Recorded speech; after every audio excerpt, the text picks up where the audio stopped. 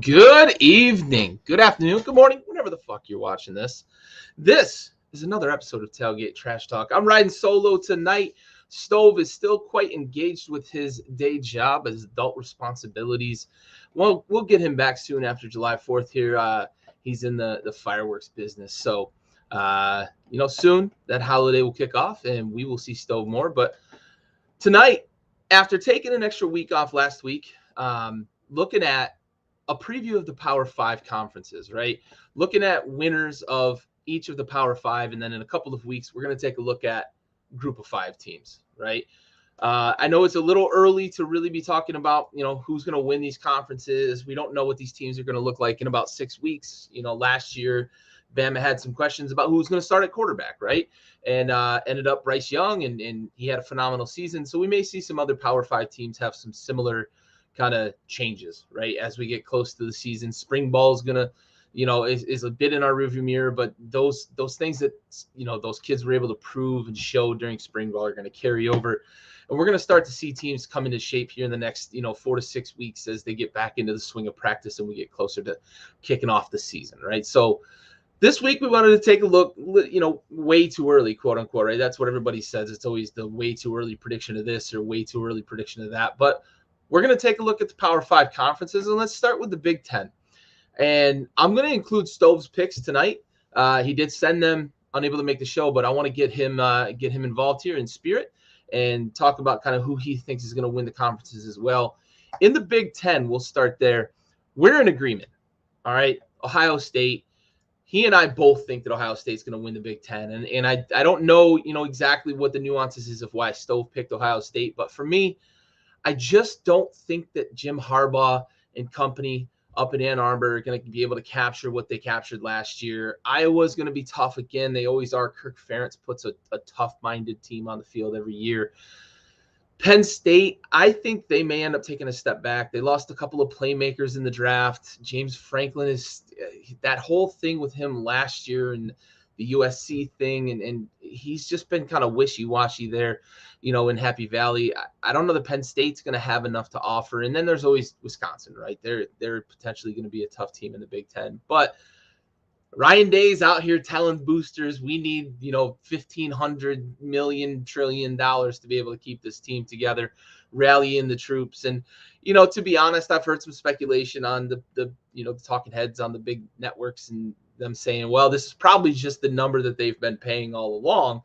They're just now able to publicize it. And there's probably some truth to that, right? I don't think anybody in their right mind that's watched college football has said to themselves in a truthful or meaningful manner to try to convince themselves or convince anybody else to believe them that these teams aren't paying players, right? There's money exchanging hands in one way or another, whether it's boosters and paying them for signings and whatever it is. Now with NIL, they can do it right out in the open, right? Everybody can talk about it. Everybody can do it.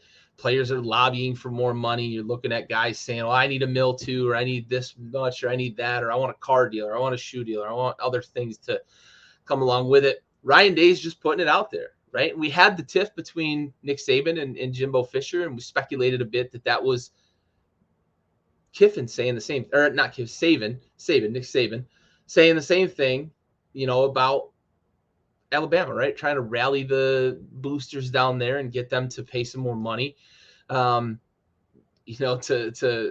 give them a little more bump in the recruiting. And in Texas A&M, for all intents and purposes, had the #1 recruiting class. They had a record-setting recruiting class, but it is no secret that they've been average even under Jimbo Fisher, and then suddenly they're the most attractive destination for all these big-time recruits. So Ryan Day's out here putting it out. Hey, we need money to keep these guys in-house. It's going to cost us X, Y, and Z to keep top pass rushers and top quarterbacks and top running backs and receivers, right?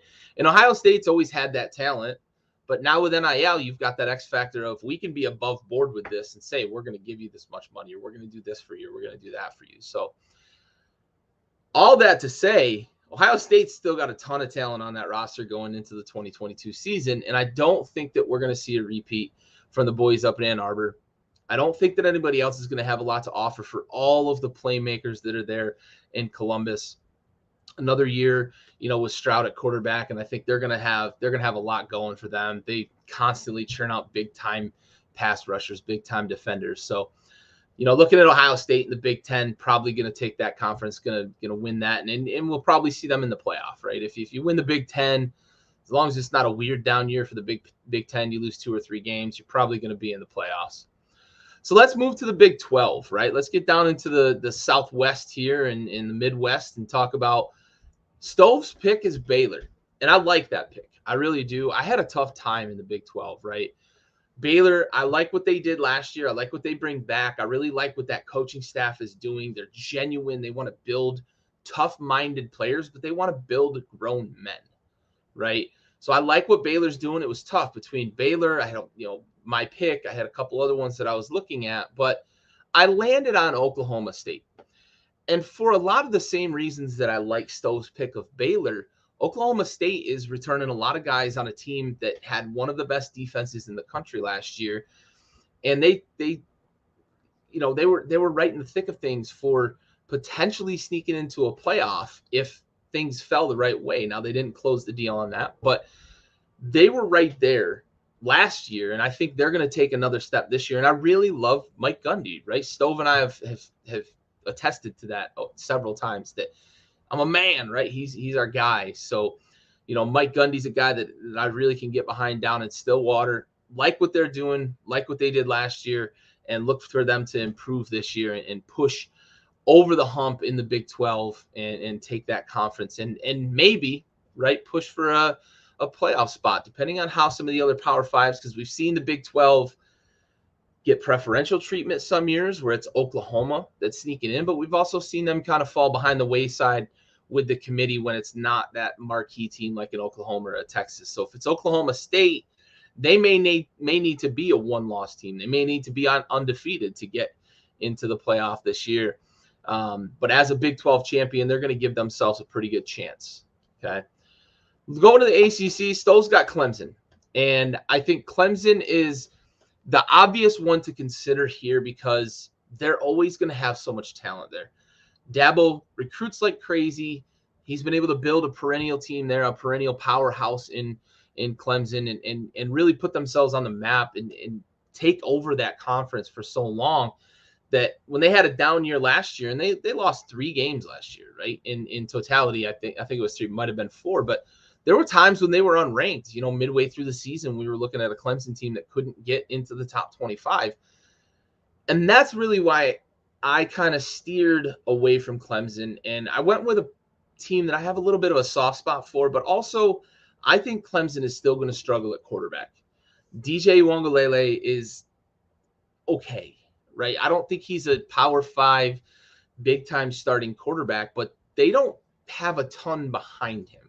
And they've got a freshman that came in, and maybe they turn the reins over if he impresses here, throughout the summer months before we, kick off for the regular season. But also, if DJ struggles, they may turn the reins over.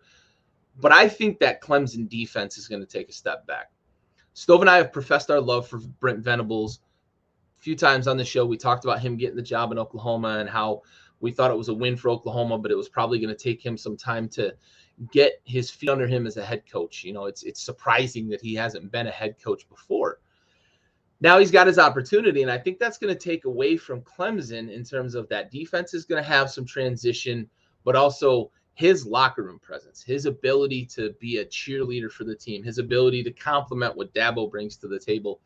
I think they're going to hurt, and I'm going with NC State. Give me the Wolfpack, right? I loved what they were doing last year. They beat Clemson last year. They pushed Wake Forest. They pushed, they had a tight game with Miami. They beat North Carolina. They won a lot of good games last year, and they're returning a lot of guys from that team. I look on the offensive and the defensive side of the ball, and I look at some key positions where they've got upperclassmen who are either homegrown. They've got several seniors and juniors that have been with the program the whole time. At quarterback, they've got a junior starting. At wide receiver, they've got a senior and a junior that should be good playmakers for them. They've got a senior starting at center, the anchor of an offensive line. And then I look on the defensive side of the ball, and they've got a graduate transfer that's going to come in, a 5th-year guy who's going to play defensive end for them that is projecting as a starter there, could bring them some added juice to an already pretty good defense last year. For some of the games that they played that ended up getting a little out of hand, NC State still has some talent on that side of the ball. I think they're gonna push at the top of the ACC this year. I think Pitt's gonna take a step back, losing our boy. Now his name's eluding me. Losing a quarterback there that led the team last year. Kenny Pickett. God, that name was eluding me. But I think they're going to take a step back, losing their big-time quarterback there. That's a huge, huge loss for them. He carried them a lot of the way last year to some big-time wins to get them into contention. But I also think that NC State's going to propel themselves forward with that extra year of experience for a lot of these guys, especially guys at key positions. So look for the Wolfpack to take the ACC crown here in 2022. Now, the Pac-12 is a little fun. So Stove and I have talked about how the Pac-12 doesn't even feel like a Power 5 conference anymore. You know, the ACC is kind of heading in that direction. It seems they're starting to turn the corner with some depth there behind Clemson with, you know, NC State, Pitt, Wake Forest, UNC. You know, are those teams going to be good? Is Miami going to get back to prominence? So the ACC is starting to turn a corner while the Pac-12 continues to struggle. That said, Stove picked the field. There's nobody really that stands head and shoulders above the rest in the Pac-12 for Stove. And he said, I don't know. I don't know what they're doing. To which I retorted, I don't think they know what they're doing, honestly, in the Pac-12. They've been on the downward slide for quite a while, and it's going to be a struggle again this year, I think, for a Pac-12 team to make the playoff. We had at times last year, Oregon was overrated by the committee, and they were going to try to sneak them into the playoff, to which I said, fuck you. And you know, Oregon ended up losing, not to wish anything ill upon, you know, a program there in terms of taking a loss. But, you know, Oregon didn't belong in the playoff, and it showed. And then, you know, USC is possibly going to turn a corner. I don't know how quickly Link's going to be able to get that program turned around and become a contender again. But I look at the team that won the Pac-12 last year, Utah. I like the momentum they had at the end of the year, and they do return some key starters, but also they've been able to recruit in Utah since they got into the Pac-12. They've really taken advantage of that conference prestige, right, that comes along with being in the Pac-12. So Utah, for me, brings back a really good running game. They bring back a solid leader at the quarterback position, but that program is stable. But the Pac-12 is down, right? That's the big thing. Is Oregon going to be able to restock the shelves? Are we going to see Oregon State take a step forward and get back to prominence? You know, is Washington going to turn a corner? Is Washington State going to be able to keep that offense going? And then you look at Chip Kelly down in UCLA, right? Is he going to be able to finally get them over the precipice? Are we going to see Chip Kelly make another college program a powerhouse? I don't know, right? I was a believer, but I haven't seen it from USC. I haven't seen it from Chip Kelly in his time in Los Angeles. So I don't know. You know, to me, UCLA is still a year, maybe two. Get to the point where Chip's had an entire 4-year recruiting cycle, and maybe he'll be able to put the team on the field that he wants to have in order to succeed. I just don't buy it yet this year. So for me, it's sort of a process of elimination, right? What is the best team left out of those that I think could contend? And I was left with Utah. I like what they do on the defensive side of the ball. You know, they lost some presence in the middle of that defense, but I think they churn enough talent through that program. They've done a good job of recruiting and restocking the shelves. I think Utah gets it done this year, seizes some of that momentum that they built at the end of the year last year, having, you know, piss stomped Oregon a couple of times, you know, and then really contended with Ohio State. Chris Olave went absolutely bonkers in that game. For anybody who watched the Rose Bowl, Chris Olave was just fucking untouchable. A guy that I was screaming from the rooftops that I wanted Washington to take in the draft. And, you know, lo and behold, we trade away the pick. He ends up in New Orleans, right? With the exact pick we traded away. He's a stud. But without his crazy production in that Rose Bowl game, Utah might be Rose Bowl champs, right? They may have won that game. and may have possibly won it going away because they were moving the ball just as well against Ohio State's vaunted defense as Ohio State was moving it against theirs. So give me Utah. Give me Utah building on some of that momentum. I know momentum doesn't always carry over, but in a college setting, you can build on those things, right? We had a great finish to last year. Let's pick that back up in spring ball. Let's pick that back up when we get to camp and when we start to get close to the start of the season. Let's talk about some of the things we did last year and build on those, right? What did we have success with? What led to us winning the Pac-12 last year? Right down the stretch, we got hot. We beat some real tough opponents and played really, really well against Ohio State. Where do we go from here? How do we build upon that? How do we make that work for us going into this season? If I'm Utah, right? Let's build upon that. So let's finish up here with the SEC. And I was a little bit surprised that Stove and I agreed on this one. I thought we may split votes here between Alabama and Georgia. And I think there's some arguments to be made for a couple of other teams that may be able to push those two teams. LSU with Brian Kelly, can they capture some magic, in his first year? Arkansas had a great year last year. Can they capitalize and build upon it? Like I was just talking about with Utah, right? Can they do that? Jimbo Fisher out there in College Station with the number one recruiting class in the history of everything, right? Can they see some of that and, keep it going and build upon what they've got there in Texas A&M? Because they are, they're always going to be able to recruit. They're always going to be able to, push money. That oil money is going to be able to, build up those facilities, but they haven't really been able to translate that into success on the field. Are they going to be able to take that step with that great recruiting class? Is Florida going to be able to, get back to prominence in the East? Is the SEC East really that bad? I think it's Georgia in the field in the SEC East, and I think it's Georgia and Bama in the field in the SEC. And Stove and I both picked Bama to win. And for me, and I think a little bit for Stove, right, Bama's going to be they're expected to be a contender, right? They're expected to be a contender on the national level, not just in the SEC.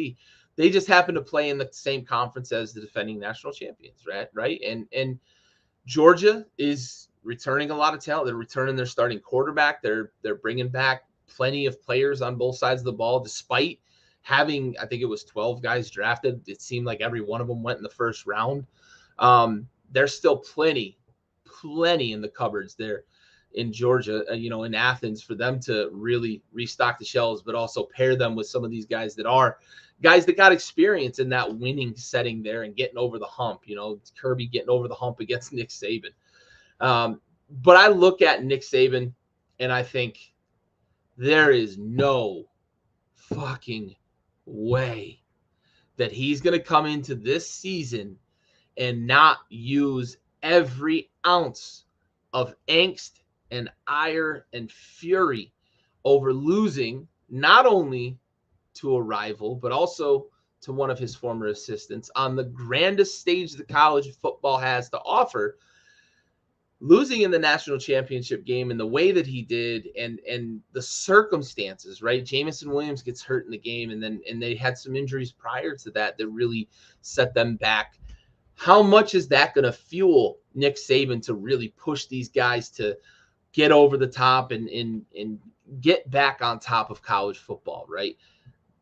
Put Georgia back in their place. We are the top dogs in the conference. We are the top dogs in the country. I am the top dog, as Jimbo Fisher called him, the great football czar, right? The evil genius when it comes to football. So I think Saban's going to be motivated. I think he's going to push every button possible to get this team to perform and to achieve greatness. Give me Bama in the SEC. And I think we're going to see Bama, Georgia, and another SEC title game for the ages here. And that could decide, depending on how the season shakes out, it could decide one playoff spot, or possibly could still be seeing two. And maybe we'll see him in a rematch in the national championship game yet again. So, Dad, thanks for joining. Appreciate it. We had a couple other watchers jump in here and hang out with us for a few minutes while we talk Power 5 preview. As a reminder, in a couple of weeks, we're going to look at group of 5. So we're going to be looking at, Conference USA, the MAC, etc., in that group of 5. And we're going to look at a preview there. And we'll try to single out, is there a team that could be this year's Cincinnati? Will it be Cincinnati again? Or will it be somebody else in that Power 5 or that group of 5 conferences that sneaks in, gets a playoff berth, right? And we talked a lot about it last year.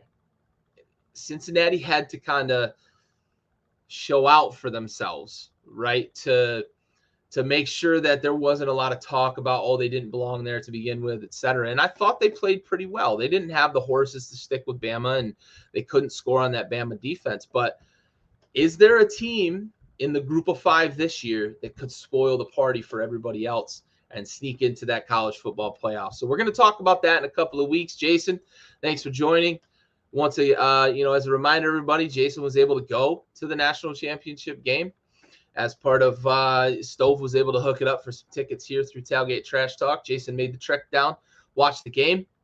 Didn't turn out the way that we would have liked it to turn out for a Bama fan, making the trek all the way down to the game. But as Jason said, I do believe Bama is going to be out for revenge. Saban's not going to be able to get the taste of that out of his mouth. He's going to want to wash that down with some sweet nectar of the football gods and go win a national championship this year. So I do believe, Jason, I'm with you in the SEC especially, but on a national stage, I think Saban's out for some real revenge here.